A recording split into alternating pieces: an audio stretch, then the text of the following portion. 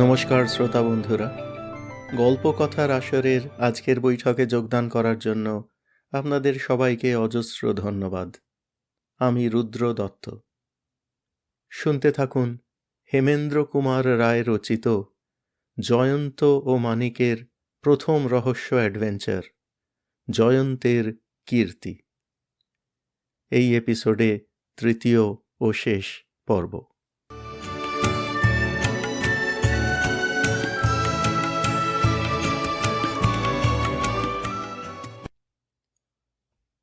সুন্দরবাবুর তৈরি রিভলভার।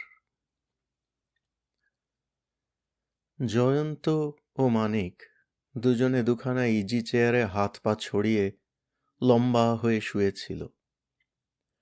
জয়ন্তের চোখ মোদা, বোধহয় কিছু ভাবছে। মানিকের চোখ খোলা, বোধহয় কড়ি কাঠ গুনছে। হঠাৎ মানিক বলে উঠল, জয়, আজকের কাগজ পড়েছ? জয়ন্ত চোখ বন্ধ রেখেই বললে, না, আজকালকার খবরের কাগজে খবর থাকে না, অর্থাৎ আমি যেরকম খবর চাই। মানিক বললে, আজকের কাগজ ও কলঙ্ক থেকে মুক্ত হয়েছে, অর্থাৎ তোমার মনের মতো খবর দিয়েছে। জয়ন্ত বললে, আচ্ছা, আগে খবরটা তোমার মুখে শুনি, তারপর আমি চোখ খোলবার চেষ্টা করব। শ্যামবাজারের মস্ত ধনী তারিণী বিশ্বাসের বাড়িতে কাল রাত্রে একটা বড় চুরি হয়ে গেছে। প্রায় 30,000 টাকার জড়োয়া গয়না অদৃশ্য হয়েছে। হ্যাঁ, এমন খবর শুনে চোখ খুলতে পারা যায় বটে। তারপর ঘটনাস্থলে বাড়ির একজন দারোয়ানের মৃতদেহ পাওয়া গিয়েছে, কিন্তু কি করে তার মৃত্যু হয়েছে এখনো জানা যায়নি। তার দেহের কোথাও কোনো আঘাতের চিহ্ন পর্যন্ত নেই। জয়ন্ত বললে, হাইড্রোজেন আর্সেনাইড।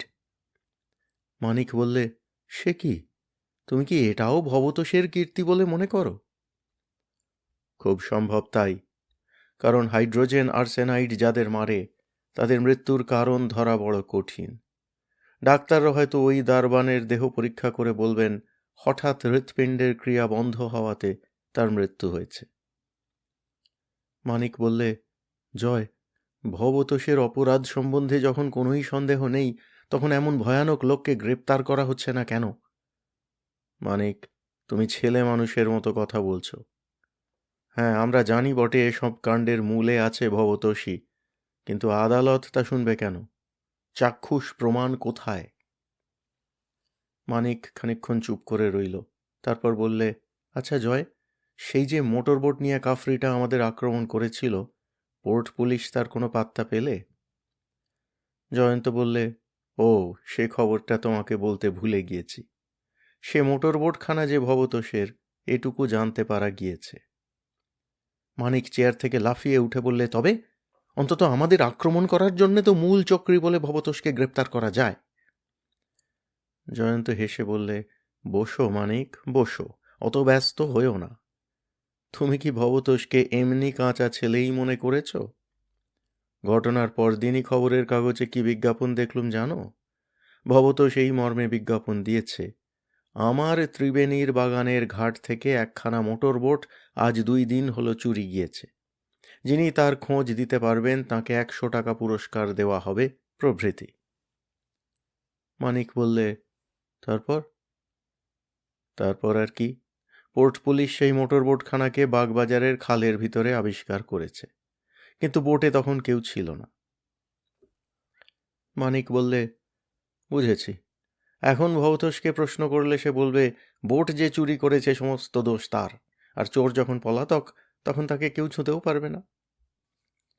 জয়ন্ত বললে, হ্যাঁ, ব্যাপারটা সেই রকমই দাঁড়িয়েছে বটে।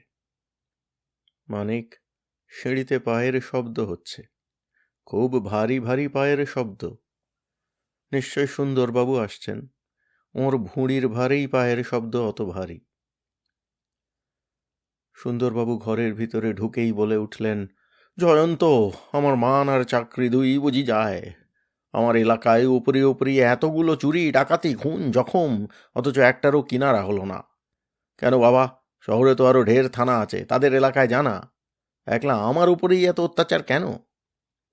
বলেই তিনি ধপাস করে একখানা চেয়ারে বসে পড়লেন।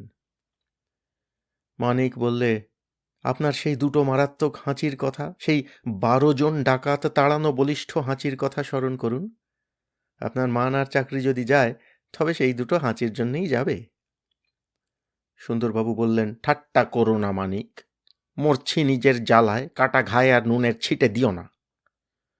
জয়ন্ত বললে, আচ্ছা সুন্দরবাবু, তারিণী বিশ্বাসদের দারবানের লাশ যেখানে পেয়েছেন, সেখানেও নিশ্চয়ই খুব মিহি কাঁচের গুঁড়ো ছড়ানো ছিল। সুন্দরবাবু সচমকে বলে উঠলেন, এ কথা তুমি জানলে কেমন করে? হ্যাঁ, কাঁচের গুঁড়ো ছিল বই কি।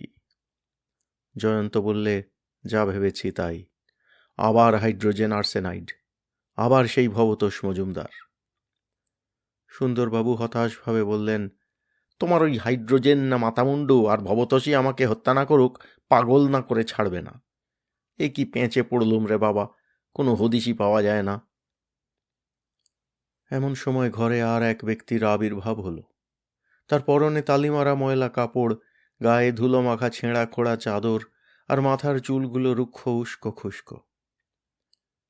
তাকে দেখেই সুন্দরবাবু তড়াক করে লাফিয়ে উঠে পকেট থেকে রিভলভার বার করলেন এবং ষাঁড়ের মতো গর্জন করে বললেন, চুপ করে ওইখানে দাঁড়াও, আর এক পায়ে গিয়ে চকি গুলি করে মাথার খুলি উড়িয়ে দিয়েছি।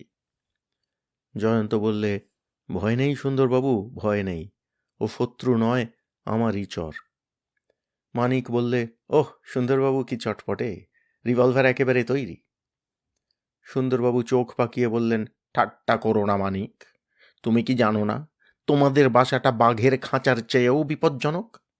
হাইড্রোজেন না কি আছেন, অজগর সাপ আছেন, আরও যে কত কি আছেন না আছেন কেমন করে বুঝবো বাবা? ভদ্রলোকের বাড়ির ভেতরে এমন দুশ্মন চেহারা দেখলে কার না ভয় হয়? জয়ন্ত হাস্য মুখে বললে, সে কথা ঠিক, কিন্তু আমার এই চরটি যে এখন ছদ্মবেশে আছে, ও আমারই একটা কাজে গিয়েছিল। তারপর শিবলাল, ব্যাপার কি, কোনো খবর আছে? আগন্তুক জয়ন্তের কাছে এসে চুপি চুপি বললে, সেই বজ্রাখানা ঘুষুড়ির কাছে এসে নঙ্গর করেছে, তার সঙ্গে একখানা মোটর বোটও আছে। আচ্ছা, তুমি এখন যাও। শিবলাল অদৃশ্য হল। জয়ন্ত ফিরে এসে বললে, এসো মানিক, আমাদের এখনই বেরোতে হবে। সুন্দরবাবু, আপনি আপাতত এখানে বসে বিশ্রাম করুন, চাটা যা দরকার হবে হুকুম করলেই আসবে। আর তোমরা? আমরা এখন নৌকোয় চড়ে গঙ্গায় বেড়াতে যাব। আমি বাঁশি বাজাবো আর মানিক গান গাইবে। এসো মানিক। জয় ও মানিক তাড়াতাড়ি বেরিয়ে গেল। সুন্দরবাবু নিজের মনেই বললেন,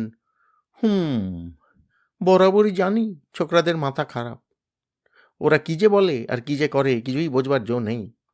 আবার বলে গেল হুকুম করলেই চা পাবেন। বাপ্পা, এ বাড়িতে একলা খানিকক্ষণ থাকলে আর রক্ষে আছে?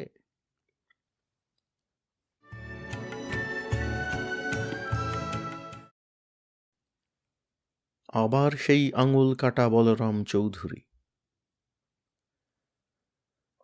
জয়ন্ত ও মানিক আজকেও একখানা পানশিতে চড়ে ওপারে ঘুষুড়ির দিকে চলল। দূর থেকেই দেখা গেল সেই পরিচিত বাহারি বজ্রাখানা গঙ্গার উপরে ভাসছে এবং তার সঙ্গে রয়েছে একখানা মোটর বোট। মানিক জিজ্ঞাসা করলে, সেদিন এই বজ্রা দেখতে এসেই আমরা বিপদে পড়েছিলুম, আবার আজ? জয়ন্ত তার মুখের কথা কেড়ে নিয়েই বললে, আবার আজ এই বজ্রা দেখতে গিয়েও আমরা বিপদে পড়তে পারি, তবু আমি ওখানে যাব। কেন? সেদিন ওই বজ্রাতে উঠেছিলুম বলেই আসল অপরাধীকে চেনবার উপায় হয়েছিল। আবার দেখতে চাই নতুন কোনো প্রমাণ পাওয়া যায় কি না। কোন অছিলায় বজ্রায় গিয়ে উঠবে? বলবো বজ্রাখানা খুব ভালো লেগেছে, তাই আবার দেখতে এসেছি, কিংবা অন্য কোনো ছুতো। ভবতোষ বিশ্বাস করবে কেন? বিশ্বাস না করুক, বাইরে মুখ ফুটে কিছু বলতেও পারবে না। খুব সম্ভব আমাদের সন্দেহ দূর করবার জন্য এবারে সে আর কোনো গোলমাল করবে না। আর গোলমাল যদি করেই, বিপদে যদি পড়ি, তাহলে আমরাও প্রস্তুত। এসব কাজে সিদ্ধি লাভ হয় কেবল বিপদ আপদের মাঝখান দিয়েই।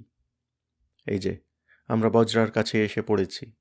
মানিক, হুঁশিয়ার থাকো, চোখ কান সজাগ রাখো। বজরার উপরে দাঁড়িয়ে আছে একজন লোক। সে এক দৃষ্টিতে পানশির গতিবিধি লক্ষ্য করছিল। পানশিখানা বজরার গায়ে গিয়ে লাগল। জয়ন্ত শুধোলে, ভবতোষবাবু আছেন? আছেন। আমরা তার সঙ্গে একবার দেখা করব। ওপরে আসুন। জয়ন্ত ও মানিক বজরার উপরে গিয়ে উঠল। ভবতোষবাবু কোথায়? লোকটা হাত তুলে একটা দিক দেখিয়ে দিলে। তারা সেই দিকে এগুলো। হঠাৎ ছাদে উঠবার সিঁড়ির পাশ থেকে দুজন লোক বেরিয়ে তাদের উপরে ঝাঁপিয়ে পড়ল। তারাও সতর্ক ছিল, পাশ কাটিয়ে এক লাফে পাশের ঘরের ভিতরে গিয়ে ঢুকে পড়ল। কিন্তু সেখানেও জনচারেক লোক যেন তৈরি হয়েই দাঁড়িয়েছিল। তারাও এত তাড়াতাড়ি আক্রমণ করলে যে জয়ন্ত ও মানিক আত্মরক্ষা করবার অবসর পর্যন্ত পেলে না। তারা সকলে মিলে তাদের দুজনের হাত ও পা শক্ত করে বেঁধে ফেললে। তারপর তাদের সেই অবস্থায় সেইখানেই ফেলে রেখে সকলে বাইরে গিয়ে দরজা বন্ধ করে দিলে। শোনা গেল দরজার ওপাশে দাঁড়িয়ে একজন বলছে, হতভাগারা যে এমন বোকার মতো সাধ করে মরতে আসবে তা আমি জানতুম না। এখন বোটে করে কেউ গিয়ে বড়বাবুকে এই সুখবরটা দিয়ে আসগে যা, তিনি এসে ওদের ব্যবস্থা করুন। আর একজন বললে, কিন্তু পানশির লোকগুলো যদি ওদের খোঁজে? মাঝির ভাড়া চুকিয়ে দিয়ে বল যে বাবুরা এখন যাবেন না। আর একজনকে বললে, ওদের এ ঘরে রাখা হয়েছে দেখলে বড়বাবু বোধহয় রাগ করবেন। ওরা নিজেরাই যে ও ঘরে ঢুকে পড়ল। তা আজ ওরা ওখানে যা দেখবে সে কথা কি পরে আর কারুকে বলার দিন পাবে? এখন যা যা, দেরি করিস না। তারপর কতকগুলো পায়ের শব্দ এবং তার ওপর সব স্তব্ধ। বিপদ যে এমন অভাবিতভাবে অতর্কিতে তাদের ঘাড়ের উপরে এসে পড়বে জয়ন্ত সেটা কল্পনা করতে পারেনি মোটেই। সে ভেবেছিল এমন পরিষ্কার দিনের বেলায় এরা তাদের সাদর অভ্যর্থনা না করলেও এতটা বেপরোয়ার মতো কাজ করবে না, অন্তত খানিকক্ষণ ভাববে এবং তারা যথাসময়েই সাবধান হতে পারবে। সে নিজের সৌভাগ্যের উপর বড় বেশি নির্ভর করে একরকম নির্বোধের মতোই এখানে এসেছিল। ভাগ্যদেবী কিন্তু তার পানে মুখ তুলে চাইলেন না।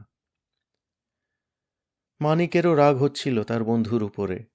মুখ বাঁধা, ভাষায় রাগ প্রকাশ করবার উপায় নেই, তাই অত্যন্ত ভর্ৎসনা ভরা চোখে এসে জয়ন্তের দিকে মুখ ফেরাল।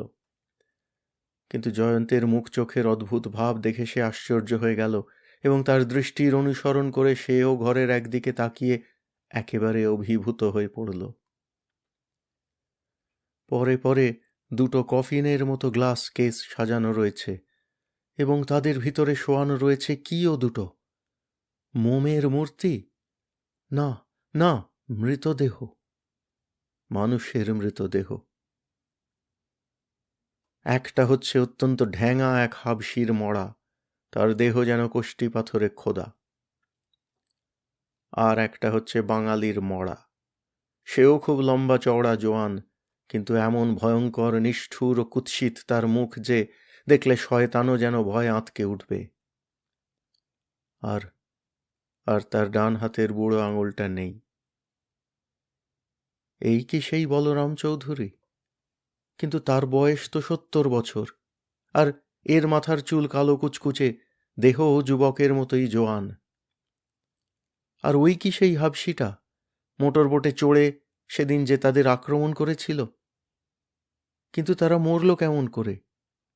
আর তাদের দেহ এমন কাঁচের কেসেই বা রাখা হয়েছে কেন?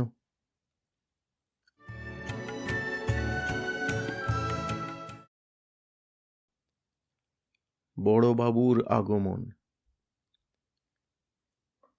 এ কি অসম্ভব রহস্য! পুলিশের রেকর্ড মানলে বলতে হয় এই বলরাম চৌধুরী ও হাবশি ভূতটার মৃত্যু হয়েছে বহু বৎসর আগে, এবং বেঁচে থাকলেও আজ তারা থুত্থুড়ে বুড়ো হয়ে পড়ত। কিন্তু এরা এতদিনে মরেও নি, বুড়োও হয়নি। আজ তারা সত্য সত্যই মরেছে বটে, কিন্তু তাদের দেহে বার্ধক্যের আভাসটুকু পর্যন্ত নেই। তবে কি ওই যৌবনের ভাবটা মিথ্যা, নকল? ওদের দেহের উপরে কি ছদ্মবেশ আছে, এমন নিখুঁত ছদ্মবেশ যা তীক্ষ্ণ দৃষ্টিতেও ধরা পড়ে না? আবার মানিকের মনে সেই প্রশ্ন জাগল, কিন্তু এরা হঠাৎ মরল কেন এবং কেমন করে? আর এদের দেহ কফিনে, কাঁচের কফিনে রাখা হয়েছে কেন?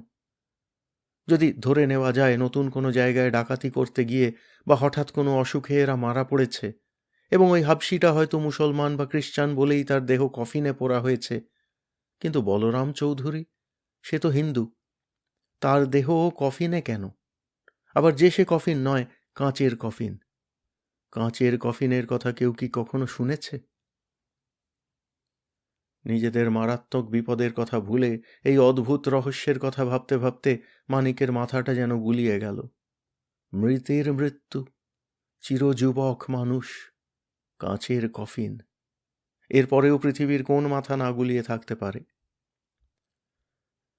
একটা শব্দে চমকে ফিরে মানিক সবিস্ময়ে দেখলে বন্ধন রজ্জু জালের ভিতর থেকে জয়ন্ত ইতিমধ্যেই তার ডান হাতখানা বার করে নিয়ে নিজের মুখের বাঁধনও খুলে ফেলেছে।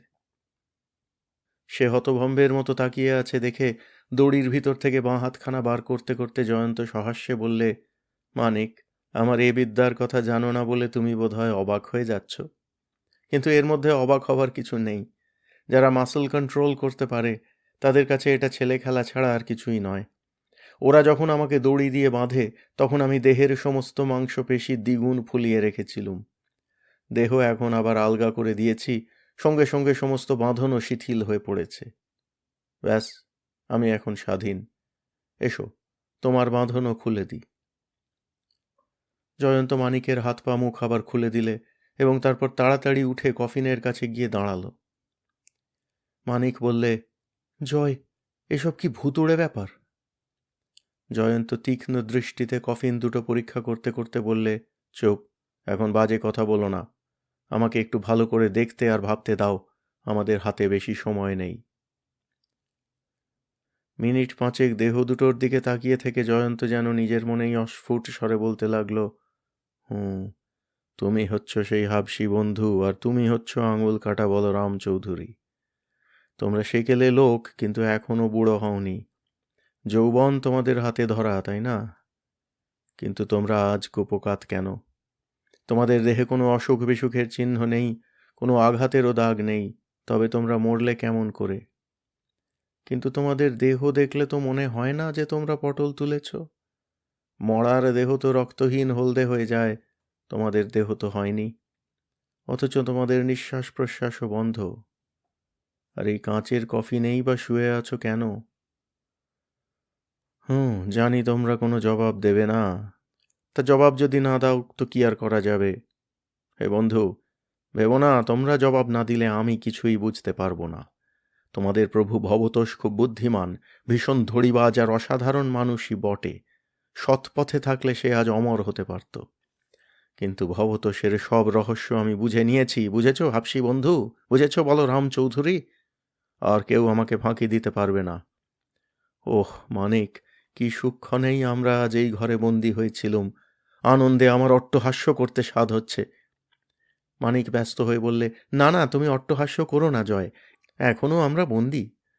কিন্তু হঠাৎ তুমি আবার কি রহস্য আবিষ্কার করলে? জয়ন্ত বললে, রহস্য বলে রহস্য, এমন রহস্যের কথা পৃথিবীর কেউ কখনো শোনেনি। এ হচ্ছে বৈজ্ঞানিক রহস্য। বিজ্ঞান যে স্বপ্ন দেখেছে, ভবতোষ তাকে সত্যে পরিণত করেছে।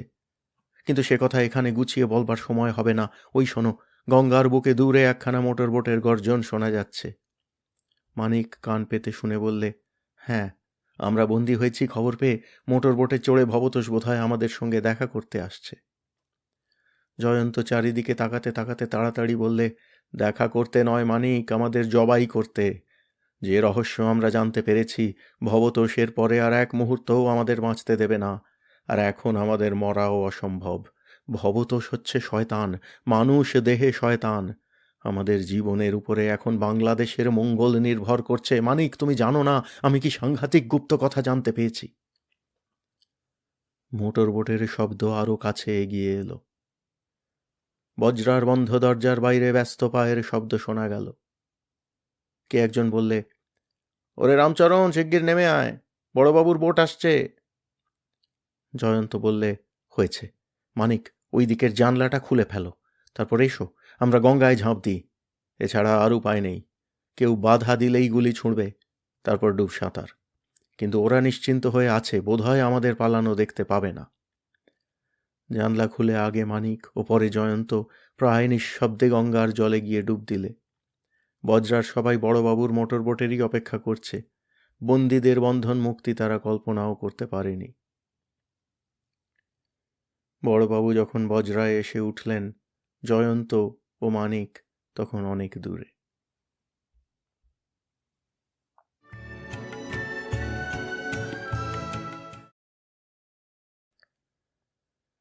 ক্যারেল সাহেব বাজে লোক নন। ঘরের ভিতর সুন্দরবাবুর আবির্ভাব হতেই জয়ন্ত বলে উঠল, এই যে, আসতে আজ্ঞা হোক, এতক্ষণ আমরা আপনার জন্যেই অপেক্ষা করছিলুম। ওরে, সুন্দরবাবুর জন্য চা আর এগ পোচ নিয়ে আয়। সুন্দরবাবু 2 হাঁটু ফাঁক করে ভুঁড়ির জন্য স্থান সংকুলান করে বসে পড়লেন। তারপর বললেন, আজ আমি চা আর এগ পোচ খেতে এখানে আসিনি। তুমি আমাকে ডেকে পাঠিয়েছ সেই খুনি ডাকাতদের সন্ধান দেবে বলে। আগে আমি তাদের চাই। জয়ন্ত বললে, আগে তারা আমার বাড়িতে এখনো ভ্রমণ করতে আসেনি। তাদের নিমন্ত্রণ করবার জন্যে আমাদেরই যেতে হবে, কিন্তু তার আগে আপাতত আমি একটি বক্তৃতা দেব। সুন্দরবাবু ভুরু কুঁচকে বললেন, বক্তৃতা? আমি ফাঁকা কথা চাই না, কাজ চাই। আমি কাজের মানুষ। আগে হ্যাঁ, আমার বক্তৃতায় স্বদেশোদ্ধারের কথা থাকবে না, কাজের কথাই থাকবে। আমার বক্তৃতা না শুনলে আপনি আসামি ধরতে পারবেন না। সুন্দরবাবু নাচার ভাবে বললেন, তবে দাও তোমার বক্তৃতা। চা ও এগ পোচ এলো। জয়ন্ত তার বক্তৃতা শুরু করলে, আপনারা কেউ জন্ম ও মৃত্যুর রহস্য নিয়ে নাড়াচাড়া করেছেন কিনা জানি না, করলে দেখতে পেতেন মৃত্যু নিশ্চিত বটে, কিন্তু জীবনকে সুদীর্ঘস্থায়ী করা চলে। মানুষের দেহ হচ্ছে মেশিনের মতো। মেশিনে কলকবজা বেশি দিনের ব্যবহারে খারাপ হয়ে যায়, তখন সেগুলোকে মেরামত করে নিলে মেশিন আবার সচল হয়। মানুষের দেহে কলকবজা বিকল হয়ে গেলেও কি মেরামত করা চলে না? চিকিৎসা শাস্ত্রের সৃষ্টি দেহের কলকবজা মেরামত করবার জন্যেই, কিন্তু সাধারণ চিকিৎসকরা মেরামতি কাজ এখনো ভালো করে শিখতে পারেননি। বৈজ্ঞানিক পণ্ডিতদের মতে সমস্ত জীবন্ত পদার্থই ধরতে গেলে একরকম অমরই বটে। তরুণ জীবের দেহ থেকে টিস্যু বা বিধানতন্তু নিয়ে তুলে রেখে দেখা গেছে তার ভিতরকার সেল বা অনুকোষগুলি মরে না, বরং দিনে দিনে বাড়তেই থাকে। অসম্পূর্ণ দেহের ত্রুটির জন্যেই মৃত্যু হয়, এবং সেই জন্যেই টিস্যু বা বিধানতন্তুও মারা পড়ে, নইলে তাদের প্রায় অমর বলা চলে। মানুষ বুড়ো হয় কেন? তার দেহের ভিতরকার সিক্রিশন বা সার বা রস শুকিয়ে যায় বলে। বৈজ্ঞানিক স্টাইনাখ সাহেব অস্ত্রচিকিৎসার দ্বারা রসগ্রন্থি বা গ্ল্যান্ডের বিধানতন্তুগুলি আবার কার্যক্ষম করার চেষ্টা করেছেন। ভরনফ সাহেব বানরের বিধানতন্তু নিয়ে বুড়ো মানুষের দেহে ঢুকিয়ে তাকে আবার সরস ও তরুণ করে তুলতে চেয়েছেন এবং যথেষ্ট সুফলও পেয়েছেন। এই উপায়েই একেবারে শক্তিহীন নুয়ে পড়া বুড়ো ষাঁড়কে আবার তেজিয়ান যুবক করে তুলতে পারা গিয়েছে। এই সব দৃষ্টান্ত দেখে বেশ বোঝা যায়, পৃথিবী থেকে মৃত্যুকে তাড়াতে না পারলেও এবং একেবারে অমর হতে না পারলেও যৌবন বজায় রেখে মানুষের পক্ষে কয়েক শত বৎসর বেঁচে থাকা হয়তো অসম্ভব নয়। সুন্দরবাবু হাই তুলে বললেন, ওরে বাবা, আমরা কি মেডিকেল কলেজের মাস্টার মশাইয়ের লেকচার শুনছি? জয়ন্ত কত ঢঙই জানে। তাঁর কথায় কর্ণপাত না করেই জয়ন্ত বলতে লাগল, সুন্দরবাবু, আপনি রজনীগন্ধা গাছ দেখেছেন? জানেন তো তার মূলগুলো তুলে নিয়ে রোদে শুকিয়ে রাখলে তারা মরে না। একরকম লিলি জাতের মূলও এইভাবে গুদামজাত করা চলে। পরের বৎসরে যথাসময়ে সেই মূলগুলো আবার মাটিতে পুঁতলে নতুন গাছে নতুন ফল দেখা যায়। এই জাতের আরও অনেক রকম গাছ আছে, তাদের জীবনী শক্তি অমর। কিছুদিন আগে বিলাতের টাইমস পত্রে এই খবরটি বেরিয়েছে। রুশিয়ায় লেনা নদীর মুখে লিরাখোবস্ক দ্বীপ, কেপ্টারেফ সাহেব সেখানে বরফের তলায় আদিম যুগের এমন একটি অরণ্য আবিষ্কার করেছেন যা শিলিকৃত বা ফসিলাইজড হয়নি। আপনারা নিশ্চয়ই জানেন যে ফসিল বা শিলক বলতে বোঝায় যা প্রায় পাথরে পরিণত হয়েছে, তার মধ্যে আর কোনো প্রাণশক্তি থাকে না। কিন্তু ওই অরণ্যের গাছপালা হাজার হাজার বছর পরেও তেমন জড় পদার্থ হয়ে পড়েনি। এইটুকুই লক্ষ্য করবার বিষয়। গত 1934 খ্রিস্টাব্দে ওই কেপটারেভ সাহেব রুশিয়ার আর এক জায়গায় আর একটি নতুন আবিষ্কার করেছেন। কয়েকজন লোক সোনার খনি বার করবার জন্যে এক স্থানে 16 ফুট গভীর করে বরফ কেটেছিল। সেখানেও হাজার হাজার বৎসর আগেকার যেসব গাছপালা ও ঘাস পাওয়া গিয়েছে তা শিলীকৃত হয়নি। ঘাসগুলো টাটকা ঘাসের মতোই নোয়াতে পারা গিয়েছে।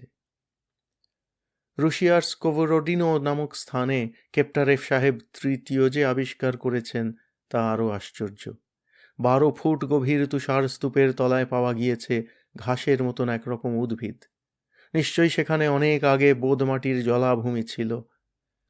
উদ্ভিদ হচ্ছে তারই অংশ বিশেষ, কিন্তু শিলীকৃত হয়নি। 15 দিন পরে ওই কালো উদ্ভিদে ক্রমে সবুজ রং ধরতে লাগল। মাস কয়েক পরে তা শৈবালের আকার ধারণ করলে সামুদ্রিক শৈবাল। বরফের তলায় সুরক্ষিত ছিল বলে হাজার হাজার বৎসর পরেও উদ্ভিদের জীবনী শক্তি নষ্ট হয়ে যায়নি।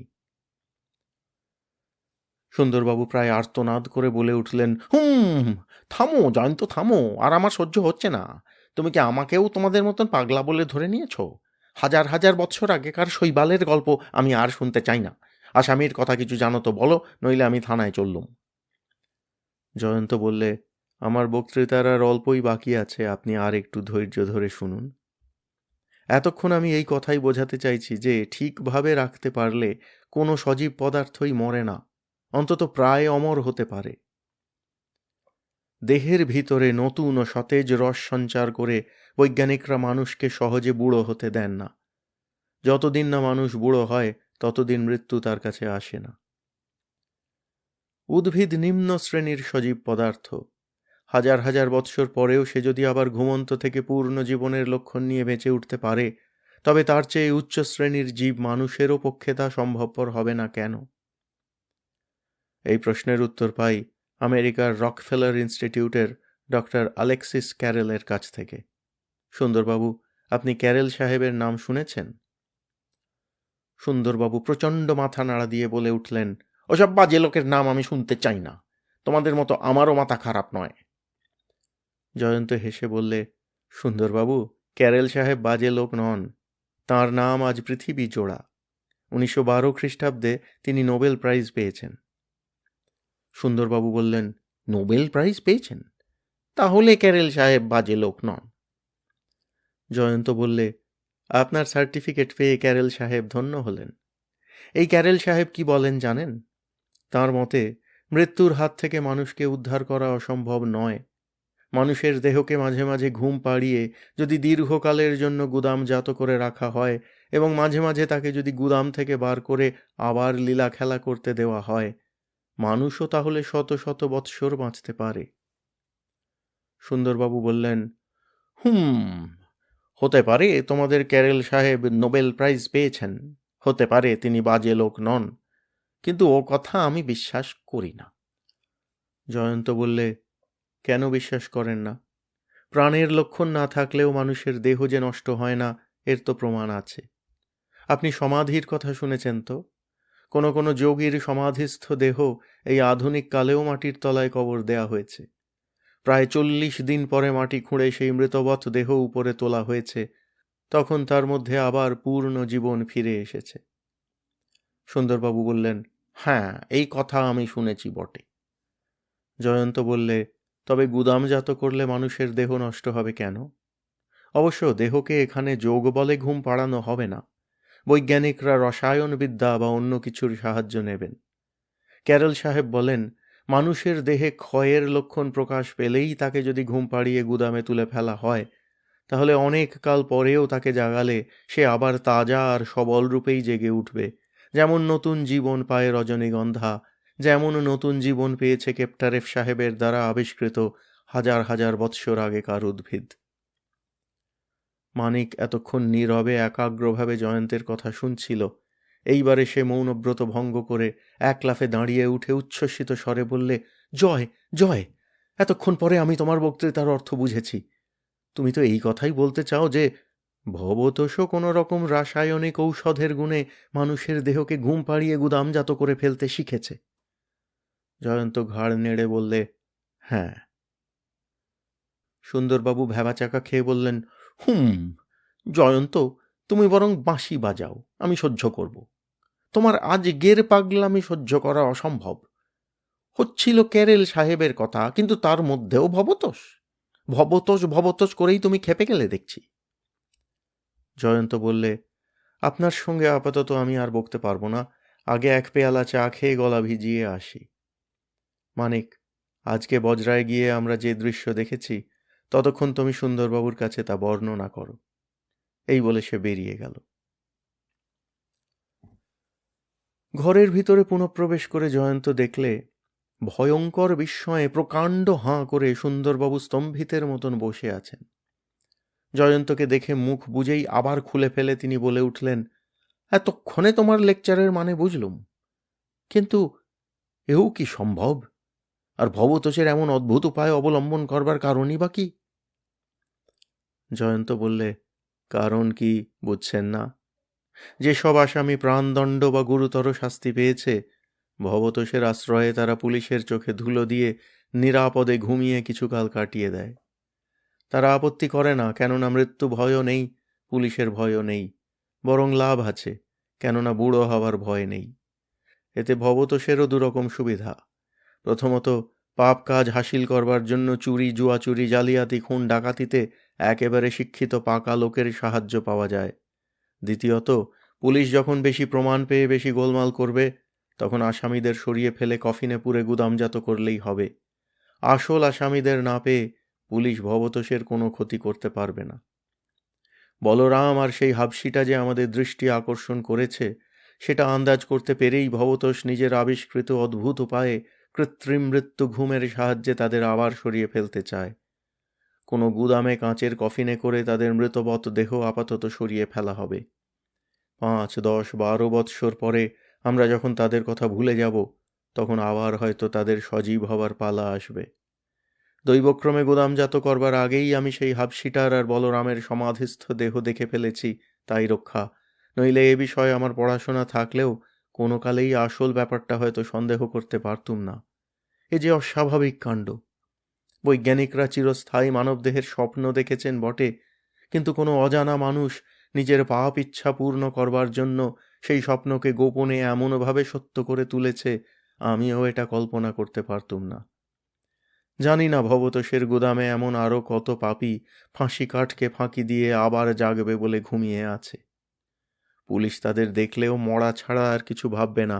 ডাক্তারি পরীক্ষাও তাদের মরা বলেই স্থির করবে। তাদের গুপ্ত কথা জানে কেবল ভবতোষই, তাদের জাগাবার ঔষধও আছে কেবল তার হাতেই। সুন্দরবাবু উঠে দাঁড়িয়ে বললেন, আর আমাদের হাত গুটিয়ে বসে থাকা উচিত নয়। এখনই পোর্ট পুলিশের সঙ্গে বন্দোবস্ত করে ফেলব। তাদের লঞ্চে উঠে সদল বলে সেই বজরা আর ভবতোষকে গ্রেপ্তার করব। মানিক বললে, তাদের বজরা কি আর সেখানে আছে? জয়ন্ত বললে, বজরাখানা তারা যদি ডুবিয়ে দিয়ে না থাকে, তাহলে গঙ্গার যেখানেই হোক তাকে আবার পাওয়া যাবে। সুন্দরবাবু বললেন, চলো চলো, আর দেরি নয়। এমন আশ্চর্য আসামিকে গ্রেপ্তার করতে পারলে আমার সুনাম আর উন্নতির সীমা থাকবে না।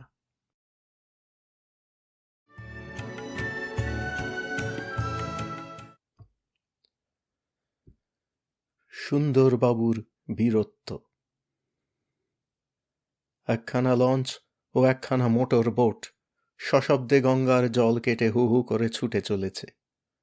বোটে আছে জয়ন্ত, মানিক ও সুন্দরবাবু প্রভৃতি, এবং লঞ্চে আছে একদল পুলিশের লোক। গঙ্গার আর্তনাদে ভ্রুক্ষেপ না করে দুধারে ফেনার মালা দোলাতে দোলাতে লঞ্চ ও বোট যখন সাগ্রহে ঘুষুড়ির কাছে গিয়ে হাজির হল, তখন ভবতোষের বজরার চিহ্নটুকু পর্যন্ত দেখা গেল না। এটা সকলেই আশা করেছিল যে ভবতোষ ধারণাতীত শয়তানি চক্রান্তে অদ্বিতীয়, সে যে বোকার মতন এত সহজে ধরা দেবে, এটা কেহই মনে করেনি। সুন্দরবাবু বললেন, বজরা আর মোটর বোট তো ডাঙা দিয়ে হাঁটে না, তাদের জলের ওপরে কোথাও না কোথাও থাকতেই হবে।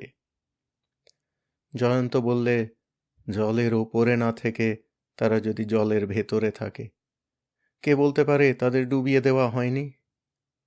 আচ্ছা, খোঁজ নিয়ে দেখা যাক।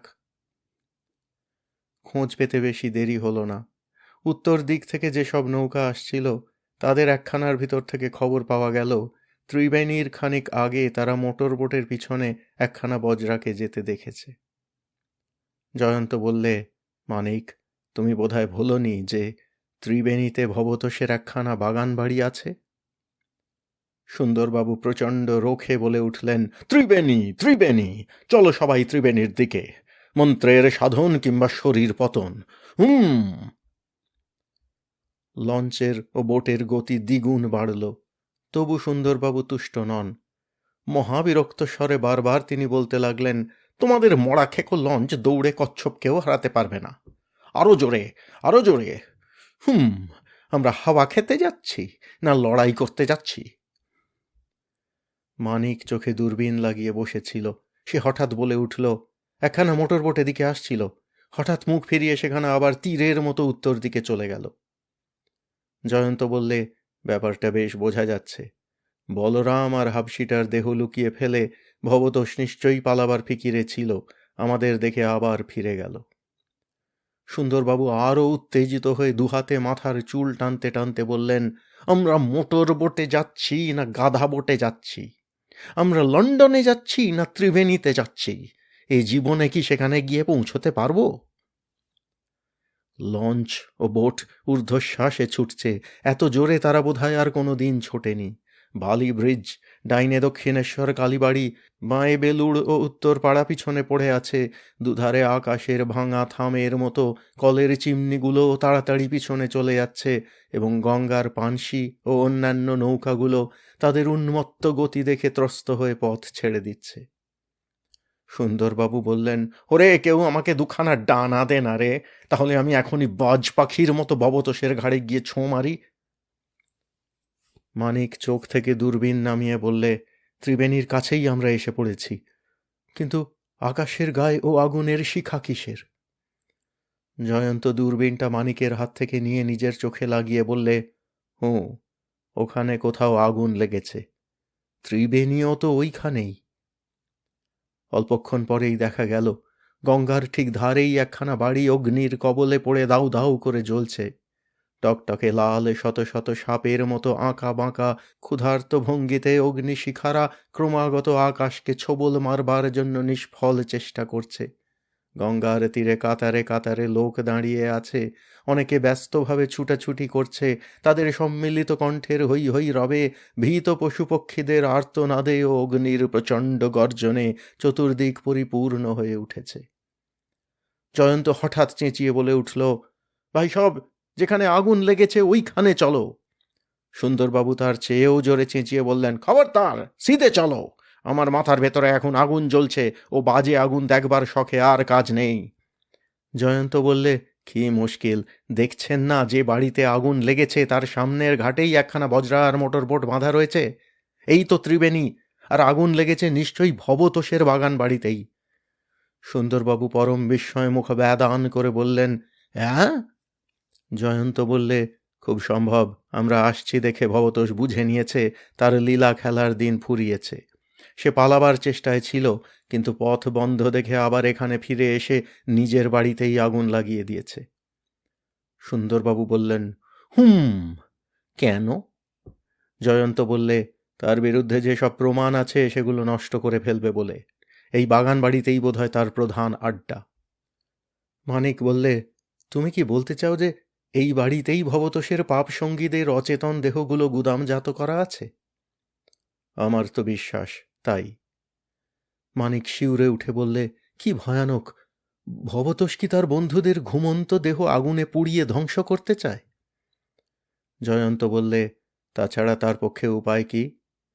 ওই দেহগুলোই যে এখন তার বিরুদ্ধে প্রধান সাক্ষী। কথা কইতে কইতে জয়ন্ত বরাবরই অগ্নিময় বাড়িখানার দিকে তীক্ষ্ণ দৃষ্টি নিবদ্ধ রেখেছিল। হঠাৎ সে ব্যস্ত স্বরে বললে, মানিক, দূরবীন দিয়ে দেখো তো, কে একটা লোক মোটর বোটের ভিতর থেকে বেরিয়ে আবার ওই বাগান বাড়ির দিকে ছুটে যাচ্ছে। মানিক দেখেই উত্তেজিত কণ্ঠে বলে উঠল, ওই তো ভবতোষ। জয়ন্ত বললে, শিগগির ওইখানে চলো। ভবতোষ বাড়িতে আগুন লাগিয়ে আবার চম্পট দিচ্ছিল, কিন্তু এবারেও পালাতে পারলে না। চলো চলো। পুলিশের লঞ্চ ও মোটর বোট তীর বেগে তীরের দিকে চলল। মানিক বললে, বাতাসে কি পেট্রোলের গন্ধ? জয়ন্ত বললে, পেট্রোল ঢেলেই ওই আগুন সৃষ্টি করা হয়েছে। সুন্দরবাবু ভয়ঙ্কর চিৎকার করে বললেন, সেপাইরা শোনো, বন্দুকে গুলি ভরে নাও, ওই বাগান বাড়ির চারিদিক ঘেরাও করো, ওখান থেকে একটা মাছি বেরুলেও গুলি করে মেরে ফেলবে। মানিক হেসে বললে, সুন্দরবাবু আপনার ভুল হলো যে, মাছি মারবার জন্যে তো জন্মায় খালি কেরানিরাই, মাছি মারবার জন্য বন্দুক তৈরি হয় না। সুন্দরবাবু খাপ্পা হয়ে বললেন, এমন সময় ওরকম ঠাট্টা আমি পছন্দ করি না মানিক। উনি এলেন আবার কথার ছল ধরতে। লঞ্চ ও বোট তীরে গিয়ে লাগল। বন্দুকধারী পুলিশ দেখে তখন সেখানকার জনতা আরও বেড়ে উঠেছে। সকলেরই মুখে নতুন বিস্ময় ও কৌতূহল। অগ্নিকাণ্ডের দিকে তখন আর কারোরই দৃষ্টি নেই। সুন্দরবাবু এত চটপট বোট থেকে লাফিয়ে পড়ে বাগানবাড়ির দিকে ছুটে গেলেন যে দেখলে সন্দেহ হয় না তাঁর দেহের মাঝখানে মস্ত ভারী একটা দোদুল্যমান ভুঁড়ি বলে কোনো নিরেট উপসর্গ আছে। অগ্নিদেবের নৃত্যোৎসব চলেছে তখনও পূর্ণ উদ্যমে। তার চিৎকারও তেমনি নিষ্ঠুর ও প্রচণ্ড। রক্তের আভায় চারিদিক লাল হয়ে উঠেছে। কুণ্ডলি পাকানো ধূমে নিঃশ্বাস রুদ্ধ ও দৃষ্টি আচ্ছন্ন হয়ে যাচ্ছে। জ্বালাকর উত্তাপে তার কাছে অগ্রসর হওয়া অসম্ভব।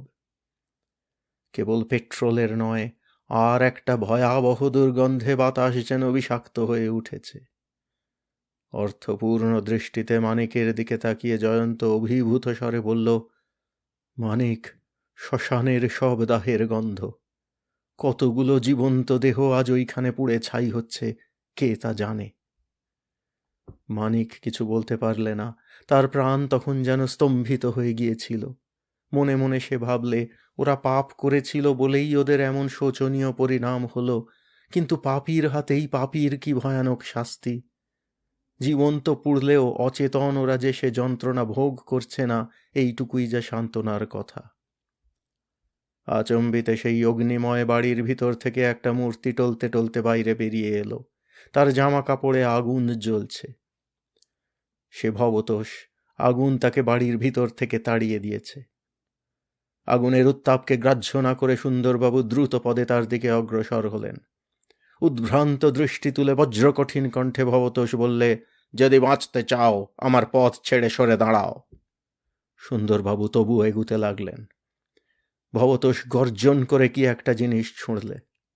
জিনিসটা সুন্দরবাবুর কাছ থেকে খানিক তফাতে এসে মাটির উপরে পড়ে বিষম শব্দে ফেটে গেল এবং পুঞ্জ পুঞ্জ ধোঁয়ার ভিতরে অদৃশ্য হয়ে গেল সুন্দরবাবুর দেহ। জয়ন্ত উদ্বিগ্ন স্বরে বলে উঠল, বোমা, বোমা, ভবতোষ বোমা ছুঁড়েছে। সকলে ছুটে গিয়ে দেখলে রক্তাক্ত দেহে সুন্দরবাবু মাটির উপরে বসে আছেন। কর্কশ কণ্ঠে ভবতোষ বললে, এখনো সরে যাও, নইলে আবার আমি বোমা ছুঁড়ব। আহত সুন্দরবাবু হঠাৎ পাশের সেপাইয়ের হাত থেকে বন্দুকটা ছিনিয়ে নিয়ে হাঁটু গেড়ে বসে বললেন, প্রাণ থাকতে আমি এখান থেকে নড়ব না। ভবতোষ শুষ্ক নিষ্ঠুর অট্টহাস্য করে বললে, আমি তো মরবই, তবে তোরা বেঁচে থাকতে নয়। বলেই সে আবার বোমাশুদ্ধ হাত তুললে। কিন্তু চোখের পলক পড়বার আগেই সুন্দরবাবুর বন্দুক গর্জন করে উঠল। শূন্যে দুই বাহু ছড়িয়ে ভবতোষ ঘুরে মাটির উপর পড়ে গেল এবং সঙ্গে সঙ্গে তার হাতের বোমাটা ফেটে গিয়ে হ্রাসকৃত ধোঁয়ার আড়ালে তাকে একেবারে ঢেকে দিলে। সেপাইরা যখন ছুটে সেখানে গিয়ে দাঁড়ালো, তখন দেখলে নিজেরই বোমার আঘাতে ভবতোষের কলঙ্কিত দেহ ছিন্ন ভিন্ন হয়ে গেছে। জয়ন্ত চমৎকৃত গাঢ় স্বরে বললে, সুন্দরবাবু, এতদিনেও আমি আপনাকে চিনতে পারিনি। আপনার বীরত্ব আমার মাথা আজ শ্রদ্ধায় নত করে দিয়েছে। দেহের রক্ত মুছতে মুছতে সুন্দরবাবু হাসি মুখে বললেন,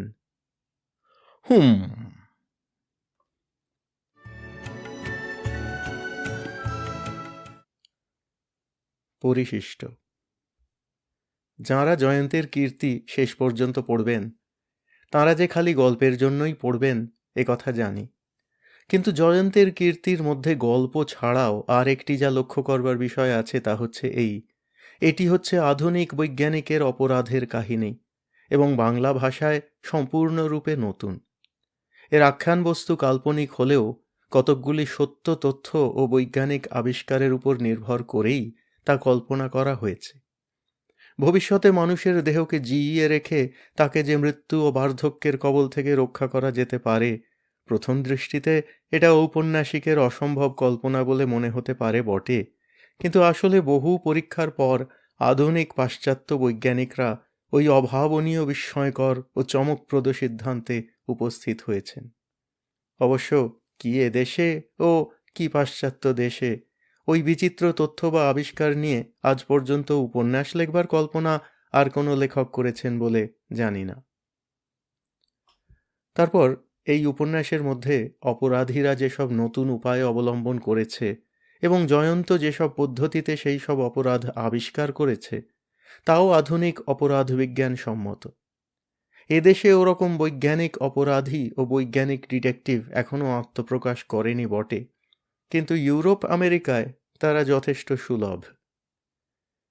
বৈজ্ঞানিক চোর, ডাকাত ও খুনেদের জ্বালায় ব্যতিব্যস্ত হয়ে পাশ্চাত্য পুলিশও এখন বিজ্ঞানের সাহায্য না নিয়ে পারে না। কথা সাহিত্যে বিখ্যাত গোয়েন্দা শার্লক হোমস অল্প বিস্তর বিজ্ঞানের সাহায্য নিয়েছেন, কিন্তু পাশ্চাত্য পুলিশ তাঁর চেয়েও ঢের বেশি অগ্রসর হয়ে প্রমাণিত করেছে বাস্তব জীবনের সত্য উপন্যাসের চেয়েও অধিকতর বিস্ময়কর। ইউরোপের এখন 4টি দেশের পুলিশ সবচেয়ে বিখ্যাত। ওই 4টি দেশ হচ্ছে জার্মানি, অস্ট্রিয়া, ফ্রান্স ও ইংল্যান্ড। আজকাল সব দেশেরই পুলিশ কম বেশি বিজ্ঞানের সাহায্য নেয় বটে, কিন্তু বিশেষ করে অস্ট্রিয়ার পুলিশকে বিজ্ঞানের দাস বললেও চলে। অস্ট্রিয়ার বিশ্ববিদ্যালয়ের বিজ্ঞানে সুপণ্ডিত অধ্যাপকরা আপন আপন রসায়ন পরীক্ষাগারে বসেই অনেক সময় পুলিশকে আশ্চর্যরূপে সাহায্য করে অপরাধী গ্রেপ্তার করবার উপায় বাতলে দেন। একবার পুলিশের সাহায্যকারী এক বৈজ্ঞানিক অধ্যাপক ঘটনাস্থলে হাজির না থেকেও আপন পরীক্ষাগারে বসে এমন অভাবিত উপায়ে একটি রহস্যময় আত্মহত্যার কিনারা করে দেন যে ঔপন্যাসিক কনান ডয়েল সাহেব তাঁর শার্লক হোমসের কীর্তি কাহিনীর মধ্যে পাত্রপাত্রীর নাম বদলে সেই ঘটনাটিকে অবিকল বর্ণনা করেছিলেন। দুজন মানুষের হাতের আঙুলের ছাপ একরকম হয় না, এই মস্ত আবিষ্কার হয় প্রথমে বঙ্গদেশের পুলিশ কমিশনার স্যার উইলিয়াম হার্শেলের দ্বারা 1856 খ্রিস্টাব্দে।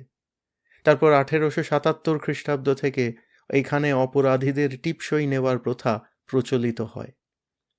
কিন্তু তারও আগে চীনারাও আঙুলের টিপ রহস্য জানত, যদিও অপরাধী ধরবার জন্য তারা কখনো আঙুলের ছাপ ব্যবহার করত না। এই প্রথা যখন পাশ্চাত্য দেশেও অবলম্বিত হয়, তখন সেখানকার অপরাধীদের মধ্যে দস্তুর মতো বিভীষিকার সৃষ্টি হয়েছিল। কারণ ঘটনাস্থলে গিয়ে অপরাধী কোনো কাঁচের জিনিসে হাত দিলেই আর রক্ষা নেই। কাঁচের উপরে অতি সহজেই আঙুলের দাগ পড়ে এবং পুলিশ অনায়াসেই সেই দাগের ফটো তুলতে পারে। বিলাতি অপরাধীরা তখন হাতে দস্তানা পরে চুরি ডাকাতি খুন করতে লাগলো। তাতেও নিস্তার নেই, কারণ দস্তানা ঘামে ভিজে গেলেই আবার সেই আঙুলের রেখার ছাপ পাওয়া যায়। তখন অপরাধ করবার পর অনেকে শিরিষ কাগজ দিয়ে ঘষে আঙুলের রেখা এমনভাবে তুলে ফেলতে শুরু করলো যে আগেকার আঙুলের ছাপের সঙ্গে এখনকার ছাপ যাতে আর না মিলতে পারে। কিন্তু তাতেও বিশেষ সুবিধা হলো না, কারণ ঘষা আঙুলের আগেকার রেখা কিছুদিন পরে অবিকল ফুটে বেরোয়।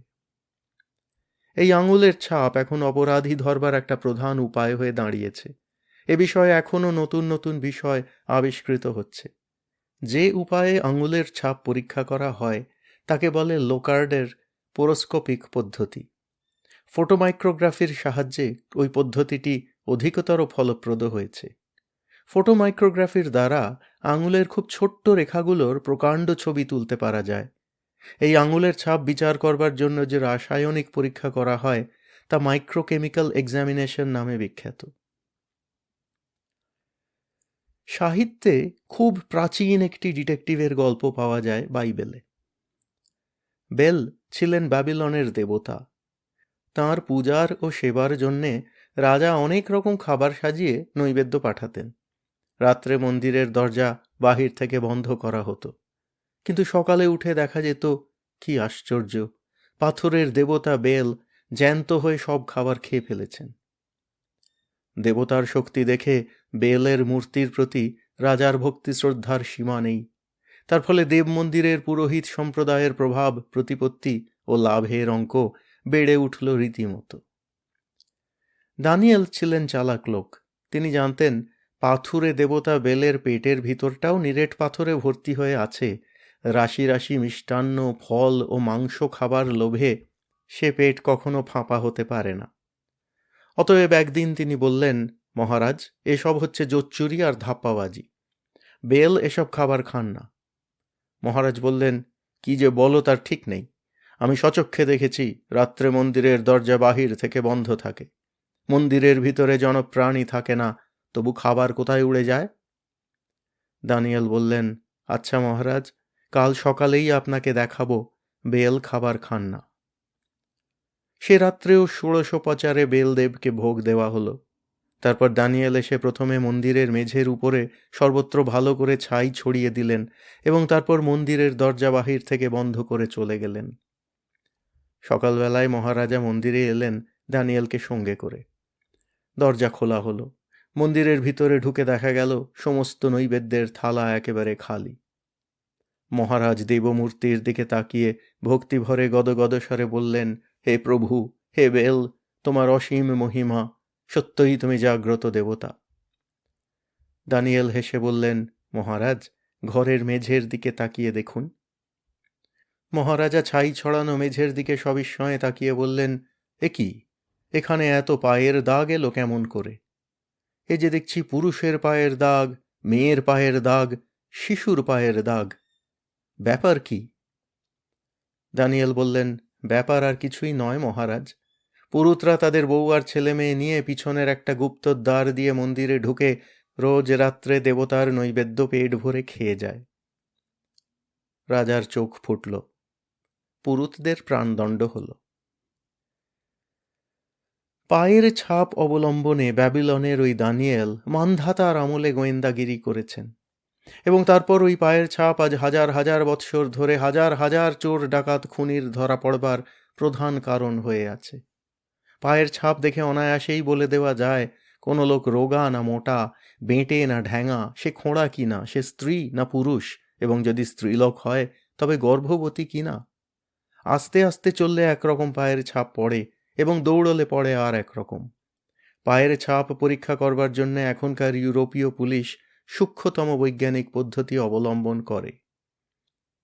মাটি থেকে পায়ের ছাপের ছাঁচ তোলবার জন্য অনেক রকম জিনিসের সাহায্য নেওয়া হয়েছে, গঁদ, চর্বি, পাউরুটির গুঁড়ো প্রভৃতি। অনেক পরীক্ষার পর দেখা গেছে যে প্লাস্টার অফ প্যারিসই হচ্ছে এ কাজের পক্ষে সবচেয়ে উপযোগী। কোথাও পায়ের ছাপ পড়লে আগে নেওয়া হয় তার মাপ ও ফটোগ্রাফ এবং তারপর প্লাস্টারের ছাঁচ তোলা হয়। বালি, কাদা, ধুলো ও তুষারের উপর থেকে রীতিমতো নিখুঁত পদচিহ্নের ছাঁচ তোলা যায়। হালে পরীক্ষা পদ্ধতি এতটা উন্নত হয়েছে যে আসবাবপত্তরে সামান্য মিহি ধুলোয় বা চকচকে গৃহতলে বা যে কোনো রকম কাগজে অস্পষ্ট পায়ের ছাপ পড়লেও তার ছাঁচ তোলা কঠিন হয় না। পায়ের ছাপ যে পুলিশের কত কাজে লাগে তার একটা দৃষ্টান্ত দিই। 1881 খ্রিস্টাব্দে বিলাতের একটি গ্রামে এক খুন হয়। মাঠের মাঝখানে একটি লোকের লাশ পাওয়া যায়। হত্যাকারী তার মাথা গুঁড়ো করে দিয়ে তার জিনিসপত্র লুট করে অদৃশ্য হয়েছিল। পাশেই খানিকটা তার দিয়ে ঘেরা জমি ছিল। সেই তারের বেড়ার জন্য যেসব কাঠের খুঁটি ব্যবহৃত হয়েছিল তার একটা খুঁজে পাওয়া গেল না। ওপড়ানো খুঁটির গর্তের পাশেই ছিল একটা জুতোশুদ্ধ পায়ের ছাপ। সেই ছাপটা মাটির ভিতরে খুব গভীর হয়ে বসে গিয়েছিল। পুলিশ অনুমান করলে যে এই খুঁটিটা উপড়ে নিয়ে হত্যাকারী তার সাহায্যেই খুন করেছে। খুঁটিটা খুব জোরে টানাটানি করবার সময়েই তার পায়ের জুতো চেপে মাটির ভিতরে বসে গিয়েছে। ছাপ পরীক্ষা করে দেখা গেল খুনির পায়ে বুট জুতো এবং জুতোর তলায় ছিল বড় বড় পেরেক। একটা পেরেক আবার অসাধারণ ও আকারে অন্যগুলোর চেয়ে ঢের বড়। পুলিশ সেই ছাপের ছাঁচ তুলে রেখে দিলে। ঘটনাস্থলের আশেপাশে কড়া পাহারা বসল। এক রবিবার স্থানীয় গির্জা থেকে একটি যুবক বেরিয়ে এলো যার ভাবভঙ্গি সন্দেহজনক। পুলিশের লোক তার পিছু নিলে। পথে এক জায়গায় নরম মাটির উপর দিয়ে যাওয়ার সময়ে কাদায় তার জুতোর ছাপ পড়ল। তাতেও দেখা গেল একটা বড় আকারের অসাধারণ পেরেকের দাগ। যুবককে তখনই গ্রেপ্তার করে তার জুতোর ছাপের ছাঁচ নেওয়া হলো। হত্যাকারীর জুতোর ছাপের ছাঁচের সঙ্গে অবিকল মিল হয়ে গেল। যুবক তখন অপরাধ স্বীকার করে যাবজ্জীবন কারাদণ্ড লাভ করলে। রক্তের দাগ হচ্ছে পুলিশের পক্ষে খুনের কিনারা করবার আর এক উপায়। খুনি বলে যার উপরে সন্দেহ করবার কারণ থাকে, তার ঘরে যদি রক্তমাখা জামা কাপড়, অস্ত্র বা অন্য কোনো জিনিস পাওয়া যায়, তাহলে পুলিশের পক্ষে যার পর নাই সুবিধা হয়। কিন্তু সেকালে খুনির কাপড়ে রক্তের দাগ থাকলে অনেক সময়ে পুলিশের কিছুই বলবার থাকতো না। সেদিন পর্যন্ত অনেক আসল খুনি নিজের জামা কাপড়ের বা ব্যবহার্য অস্ত্রের উপরকার রক্ত পশু পক্ষীর রক্ত বলে আইনকে কলা দেখাতে পেরেছে। কিন্তু আধুনিক বৈজ্ঞানিক পদ্ধতিতে এটা আর হওয়ার জো নেই। এখন কোনো কিছুতে রক্ত লাগলে কিছুকাল পরেও পুলিশ বলে দিতে পারে যে সে রক্ত মানুষের কি না।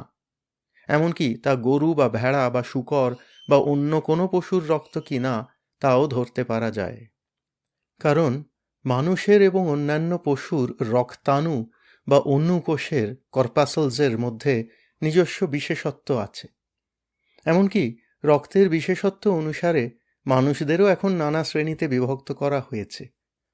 কাপড়ে রক্তের দাগ দেখলে তা বিশেষ কোনো মানুষের রক্ত বলে এখনও প্রমাণিত করা যায় না বটে, কিন্তু বিশেষ এক শ্রেণীর মানুষের রক্ত বলে অনায়াসে ধরা যায়। জয়ন্তীর কীর্তির মধ্যে অপরাধীদের ফটোগ্রাফের সাহায্যে আখ্যানবস্তুকে অধিকতর জোরালো করে তোলা হয়েছে। এই ফটোগ্রাফির আবিষ্কার কেবল সাধারণ মানুষকে উপকৃত করেনি, পুলিশের কাজ অনেক দিক দিয়েই যথেষ্ট সহজ করে এনেছে। ধরতে গেলে আঙুলের ছাপ ছাড়া ফটোগ্রাফির মতো আর কোনো আবিষ্কারই পুলিশকে এত বেশি সাহায্য করেনি। সকলেই হয়তো জানেন যে অপরাধীরা প্রায়ই পেশাদার হয়, অর্থাৎ অপরাধী হয় তাদের জীবিকা নির্বাহের একমাত্র উপায়। কাজেই প্রত্যেক পেশাদার অপরাধী জীবনে অনেকবার আইন ভঙ্গ করে। কিন্তু এখন সব দেশেরই পুলিশের চিত্রশালায় প্রত্যেক নবীন ও প্রবীণ অপরাধীর ফটোগ্রাফ সযত্নে তোলা থাকে।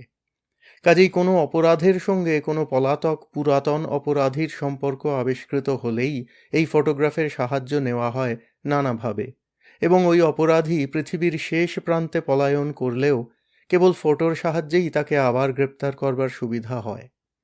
আসলে অপরাধীদের দেহ মুক্তি পেলেও পুলিশের চিত্র কারাগারে তারা চিরকালের জন্য বন্দী হয়ে থাকে। কেবল ফটোর মহিমায় নির্দোষ ব্যক্তির প্রাণ বা সম্মান রক্ষা পেয়েছে। একটা দৃষ্টান্ত দিই। আমেরিকার রাইও ডি জেনেরিও বন্দর থেকে এক ইংরেজ তার এক ব্রাজিলিয়ান বন্ধুর সঙ্গে প্রমোদ তরণী বা ইয়াট চড়ে সমুদ্রে হাওয়া খেতে বেরিয়েছিল, কিন্তু সে ফিরে এলো তার ব্রাজিলিয়ান বন্ধুর মৃতদেহ নিয়ে। ইংরেজ বললে তার বন্ধু নাকি মাস্তুল থেকে পড়ে গিয়ে মাথায় আহত হয়ে মারা পড়েছেন। প্রমোদ তরীর একখানা দাঁড় পাওয়া গেল না। ডাক্তাররা বললেন মৃত ব্যক্তির মাথায় যে ক্ষত রয়েছে, দাঁড়ের বাড়ি আঘাত করলেও সেরকম ক্ষত হতে পারে। তারপরে জানা গেল নৌকো নিয়ে বেড়াতে বেরুবার 2 দিন আগেই দুই বন্ধুর ভিতরে অত্যন্ত ঝগড়াঝাঁটি হয়েছিল। ইংরেজ বললে কিন্তু সে ঝগড়া স্থায়ী হয়নি, আবার আমাদের ভাব হয়ে গিয়েছিল। পুলিশ তার কথা বিশ্বাস করলে না, খুনের অপরাধে তাকে চালান দেওয়া হলো। আসামির বাঁচবার কোনো উপায়ই রইল না, কিন্তু হঠাৎ আসামির সপক্ষে এক আশ্চর্য প্রমাণ পাওয়া গেল। বন্দর থেকে আসামির প্রমোদ তরী যখন বাইরে যাচ্ছিল, তখন একখানা বড় জাহাজ বন্দরের ভিতরে প্রবেশ করছিল। একজন শখের ফটোগ্রাফার সেই সময় ডাঙায় দাঁড়িয়ে ছবি তুলছিলেন। ছবি ডেভেলপ করে দেখা গেল একখানা নৌকার উপরে শূন্যে কি একটা কালো দাগ রয়েছে। এনলার্জ করবার পর বোঝা গেল ওই কালো দাগটা আর কিছু নয়, মাস্তুলের উপর থেকে একটি লোক নৌকার পাটাতনের দিকে পড়ে যাচ্ছে। ইংরেজ বেচারার বিপদের কথা ফটোগ্রাফার শুনেছিল, সে তখনই ওই ফটোখানি পুলিশে দাখিল করলে। ফলে ইংরেজটির ফাঁড়া কেটে গেল, সে বেকসুর খালাস পেলে। লাশ বেশি দিনও অবিকৃত থাকে না, কিন্তু তার দেহ হত্যাকাণ্ডের অনেক দিন, সময় সময় কয়েক বৎসর পরেও পুলিশের কাজে বিশেষ দরকার হয়। এক্ষেত্রেও ক্যামেরার আশ্রয় নেওয়া ছাড়া উপায় নেই।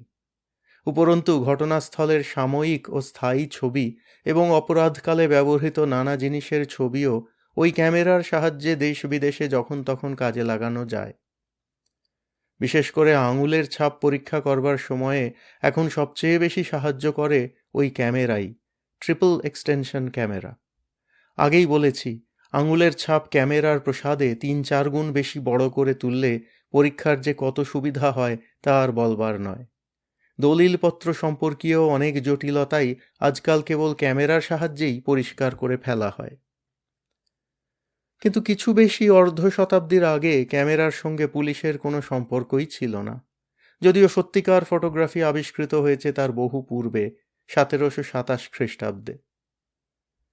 আধুনিক ডিটেকটিভের আর একটি প্রধান সাহায্যকারী হচ্ছে মাইক্রোস্কোপ বা অণুবীক্ষণ, কিন্তু এই জিনিসটির সঙ্গেও সেকেলে পুলিশ পরিচিত ছিল না। এমনকি ঔপন্যাসিক কনান ডয়েলের মানসপুত্র ডিটেকটিভ শার্লক হোমস যখন অপরাধ রহস্য আবিষ্কারের জন্যে বিশেষ রূপে বীক্ষণ কাঁচের সাহায্য নিতেন, সত্যিকার পুলিশ তখনও ওই বিষয় নিয়ে বেশি মাথা ঘামাতে রাজি হয়নি। কিন্তু আজ তাদের সমস্ত সন্দেহ দূর হয়েছে। পুলিশের খাতাপত্র খুঁজলে জানা যাবে অণুবীক্ষণ অভাবে বহু ক্ষেত্রেই আধুনিক গোয়েন্দাগিরি অচল হয়ে পড়ে। 1882 খ্রিস্টাব্দে বিলাতে কোল নামে এক কনস্টেবল চোর ধরতে গিয়ে মারা পড়ে। সেই খুনি চোর তার দুর্ভাগ্যক্রমে লাশের কাছে একখানা বাটালি ফেলে গিয়েছিল। বাটালির তলায় কতকগুলো হিজিবিজি কি দাগ ছিল। খালি চোখ দিয়ে দেখে দাগগুলো বাজে বলেই মনে হয়, কিন্তু ইন্সপেক্টর গম যখন বীক্ষণ কাঁচ দিয়ে দেখলেন, তখন সেই হিজিবিজির ভিতর থেকে হত্যাকারীর নাম স্পষ্ট হয়ে উঠল। ফলে ধরা পড়ে তার ফাঁসি হয়। বীক্ষণ কাঁচ না থাকলে এ মামলার কোনোই কিনারা হতো না। এমন অসংখ্য মামলার কাহিনী এখানে বলা যায়, কিন্তু আমাদের জায়গা নেই। বীক্ষণ কাঁচ আঙুলের ছাপ পরীক্ষা করবার সময়ও অপরিহার্য। ঘটনাস্থলে চোর বা হত্যাকারী হয়তো নিজের জামা কাপড়ের 2-1টা অতি ক্ষুদ্র কণা পরিমাণ টুকরোও ফেলে গিয়েছে, পরে বীক্ষণ কাঁচের সাহায্যে সেই তুচ্ছ জিনিস পরীক্ষা করেও বড় বড় অপরাধীকে ধরে ফেলা হয়েছে। জালিয়াতি আবিষ্কার করতেও বীক্ষণ কাঁচ অদ্বিতীয়, এবং রক্ত পরীক্ষাকালেও বৈজ্ঞানিক পুলিশ অণুবীক্ষণ ব্যবহার না করে পারে না। এই বৈজ্ঞানিক পুলিশের আবির্ভাবে আধুনিক অপরাধ কাহিনী নতুনতায় বিচিত্র হয়ে উঠেছে। এর কাছে সেকেলে গোয়েন্দা কাহিনী অনেক সময় ছেলে ভুলানো গল্প বলেই মনে হয়।